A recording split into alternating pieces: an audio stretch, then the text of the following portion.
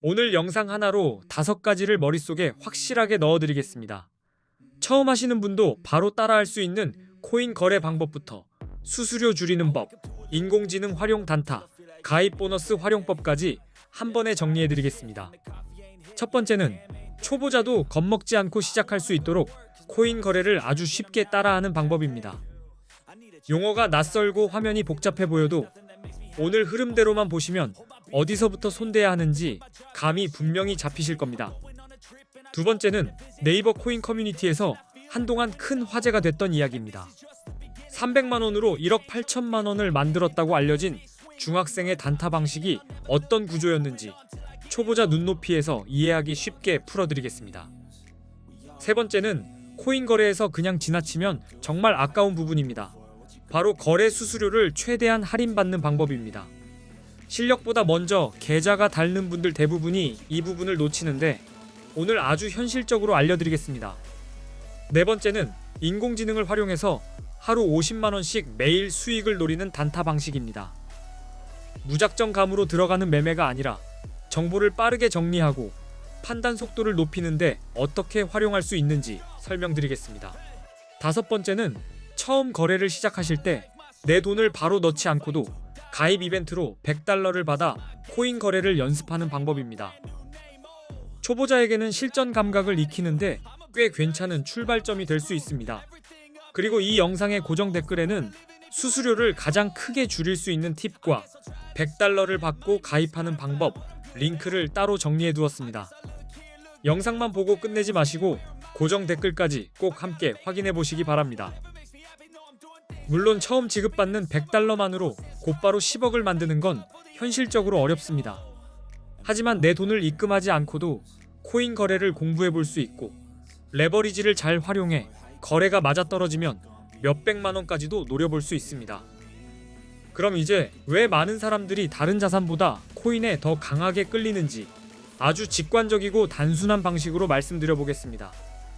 복잡한 이론보다 숫자 몇 개만 보셔도 왜 시선이 코인으로 향하는지 금방 느껴지실 겁니다. 우리가 만약 10년 전에 금, 주식, 코인, 부동산 4가지 자산 가운데 하나에 1,000만 원을 넣었다고 가정해 보겠습니다. 그 1,000만 원이 지금 얼마쯤 되었을지 비교해 보면 자산별 차이가 얼마나 큰지 더 선명하게 보입니다. 먼저 주식입니다. 코스피 지수가 10년 전보다 약 2.66배 올랐다고 보았을 때 2016년에 1,000만 원을 지수 추종형 주식에 넣었다면 지금은 대략 2,660만 원 정도로 불어난 셈입니다. 나쁘지 않지만 폭발적이진 않습니다. 다음은 금입니다.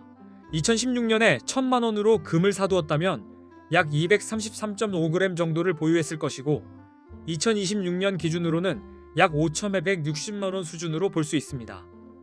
안정적인 자산답게 꽤 인상적인 결과라고 할 수 있습니다. 부동산도 보겠습니다. 2016년에 서울 기준 아파트 가치로 1,000만 원어치를 들고 있었다고 가정하면 2026년에는 약 2,400만 원 정도로 평가할 수 있습니다.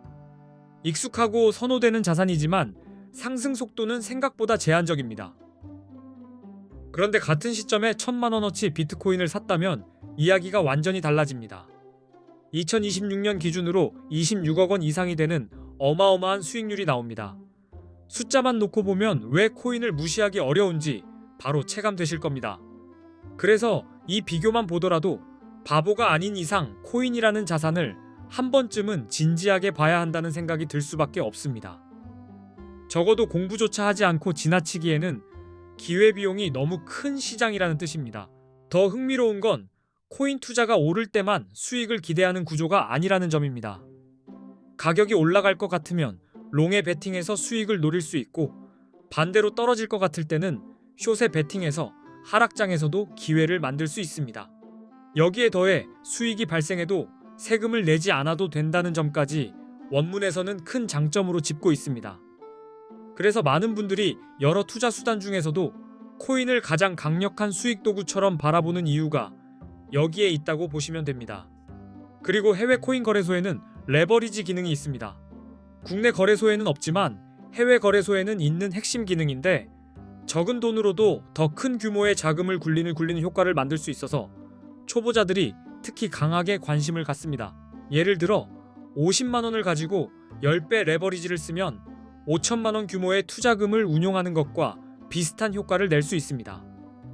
그래서 소액 투자자라면 레버리지 기능 없이는 큰 수익을 내기 사실상 어렵다는 말까지 나오는 것입니다.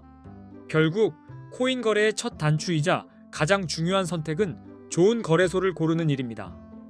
차트를 아무리 잘 봐도 거래소 선택을 잘못하면 수수료와 기능 제한 때문에 출발선부터 불리해질 수 있다는 점을 꼭 기억하셔야 합니다.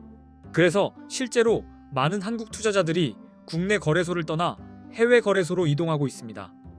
이 흐름은 단순한 유행이 아니라 기능과 비용과 편의성에서 체감 차이가 크기 때문에 생긴 결과라고 보시면 됩니다. 한국인들이 해외 거래소로 몰리는 첫 번째 이유는 단연 레버리지입니다.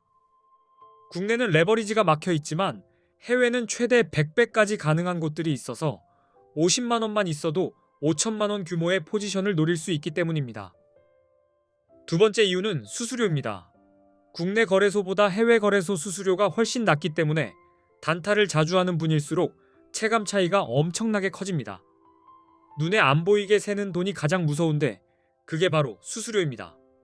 세 번째 이유는 세금입니다. 원문에서는 해외 거래소는 세금 부담이 없고 국내 거래소는 거래 수익에 대한 세금을 내야 한다는 점을 차이로 설명하고 있습니다. 이 부분 역시 투자자들이 해외로 이동하는 중요한 이유로 언급됩니다. 그리고 한국인들이 가장 많이 쓰는 해외 거래소 정보와 가입 시 $100 지급 이벤트를 하는 곳에 대한 내용도 이 영상의 고정 댓글에 정리되어 있습니다. 실제로 시작해 보실 분들은 고정 댓글을 먼저 확인해 보시는 게 가장. 이제 수수료가 왜 무서운지 숫자로 보여드리겠습니다. 대형 거래소의 거래 수수료가 0.055%라고 가정하고 1,000만 원 규모로 단타를 치며 20배 레버리지를 사용한다고 생각해 보겠습니다. 그렇게 계산하면 한 번 거래할 때 수수료가 무려 22만 원 수준이 됩니다. 한 번 눌렀다가 한 번 정리하는 그 짧은 움직임에 이렇게 돈이 빠져나간다고 생각하시면 왜 수수료가 실력보다 먼저 챙겨봐야 할 항목인지 바로 느껴지실 겁니다. 하루에 10번만 거래해도 수수료가 220만 원입니다. 아마 지금 놀라셨을 겁니다. 이 정도면 방향을 맞춰도 수익이 남기 어려운 구조가 될 수 있습니다. 그래서 수수료가 낮은 거래소를 쓰는 건 선택이 아니라 생존에 가깝습니다. 이제 대형 거래소 4곳을 비교할 때 어떤 기준으로 봐야 하는지 말씀드리겠습니다. 핵심은 5가지입니다. 수수료가 얼마나 싼지, 거래 방식이 얼마나 간편한지, 한국어 지원이 되는지, 레버리지가 몇 배인지, 원화 입금이 되는지입니다. 먼저 거래 수수료부터 보겠습니다. A 거래소는 0.01%, 바이비트는 0.015%, 비트겟은 0.06%, 바이낸스는 0.04%입니다. 이 숫자 차이가 작아 보여도 단타에서는 시간이 갈수록 어마어마한 차이를 만듭니다. 한국어 지원도 꽤 중요합니다. A 거래소는 24시간 한국어 상담이 가능하지만 바이비트는 불가능하고 비트겟도 불가능하며 바이낸스도 불가능하다고 원문에서는 설명합니다. 초보자에게는 이 차이가 생각보다 아주 크게 다가옵니다. 레버리지 배수도 비교해 보겠습니다. A 거래소는 200배, 바이비트는 100배, 비트겟은 125배, 바이낸스는 125배입니다. 공격적으로 짧은 기회를 잡으려는 분이라면 이 차이 역시 무시하기 어려운 요소가 됩니다. 원화 입출금 가능 여부도 중요합니다. A 거래소는 한국 돈으로 바로 입출금이 가능하지만 바이비트는 불가능하고 비트겟도 불가능하며 바이낸스도 불가능하다고 정리되어 있습니다. 초보자 입장에서는 이 편의성이 정말 큽니다. 그렇다면 A 거래소가 정확히 어디인지 궁금하실 텐데요. 그 정보 역시 고정 댓글에 따로 적어두었습니다. 영상 설명보다 더 빠르게 확인하고 싶으신 분들은 지금 영상 아래 고정 댓글을 꼭 확인해 보시기 바랍니다. 이제부터는 언제 롱을 잡고 언제 숏을 잡아야 하는지 핵심만 정리해 드리겠습니다. 비트코인 같은 암호화폐는 변동성이 워낙 크기 때문에 방향도 중요하지만 그보다 먼저 들어가는 타이밍이 훨씬 더 중요합니다. 먼저 개념부터 아주 짧게 말씀드리겠습니다. 롱 포지션은 비트코인 가격이 오를 것이라고 보고 진입하는 것입니다. 쉽게 말해 상승에 돈을 거는 방식입니다. 반대로 숏 포지션은 가격 하락에 베팅하는 방식이라고 이해하시면 됩니다. 롱 포지션은 가격 상승이 예상될 때 들어갑니다. 이때 가장 먼저 봐야 할 신호는 차트에서 강한 상승 추세가 보이는지입니다. 고점을 여러 번 높여가며 위로 치고 올라가는 흐름이 계속된다면 롱이 유리해질 수 있습니다. 기술적 분석에서는 50일 이동평균선이 150일 이동평균선을 위로 돌파할 때 골든 크로스라고 부릅니다. 이 신호는 보통 강한 상승 흐름의 시작으로 해석되기 때문에 롱 진입을 검토하는 대표적인 기준으로 많이 사용됩니다. 거래량도 같이 보셔야 합니다. 가격이 올라가는데 거래량까지 함께 늘어난다면 시장 참여자들이 그 상승을 믿고 따라붙고 있다는 뜻으로 볼 수 있습니다. 이런 경우 상승 힘이 더 강해질 수 있어서 롱 포지션 확률이 높아집니다. 뉴스도 절대 빼놓으시면 안 됩니다. 비트코인 규제 완화, 대형 기관 투자자 진입, ETF 승인 같은 긍정적 이슈는 가격을 끌어올리는 재료가 되기 쉽습니다. 이런 뉴스가 터질 때 롱을 보는 쪽이 성공 확률이 더 높아질 수 있습니다. 반대로 숏 포지션은 가격 하락이 예상될 때 진입합니다. 차트에서 저점이 계속 낮아지고 반등에도 힘없이 밀리는 흐름이 반복된다면 하락 추세로 볼 수 있습니다. 이런 상황에서는 숏 포지션이 더 유리하게 작동할 수 있습니다. 기술적 분석에서는 50일 이동평균선이 150일 이동평균선 아래로 내려갈 때 데드크로스라고 부릅니다. 이 신호는 하락의 압력이 강해지고 있다는 뜻으로 해석되기 때문에 숏을 준비하는 기준으로 자주 활용됩니다. 또 하나 중요한 건 거래량 감소입니다. 가격이 오르고는 있는데 거래량이 줄어든다면 그 상승이 겉보기만 화려하고 힘은 빠지고 있다는 신호일 수 있습니다. 이런 경우 곧 하락 전환이 나올 수 있어 숏 진입 근거가 될 수 있습니다. 부정적인 뉴스가 나올 때도 숏이 유리해질 수 있습니다. 규제 강화, 해킹 사고, 주요 국가의 암호화폐 규제 정책 강화 같은 소식은 시장 심리를 빠르게 얼어붙게 만들 수 있어서 가격 하락 쪽에 무게가 실릴 가능성이 큽니다. 그리고 비트코인 시장에서는 기술적 분석 도구를 꼭 함께 보셔야 합니다. 대표적으로 RSI, MACD, 볼린저 밴드 같은 보조 지표가 자주 활용됩니다. 이런 도구들은 감이 아니라 기준으로 진입하게 도와주는 역할을 합니다.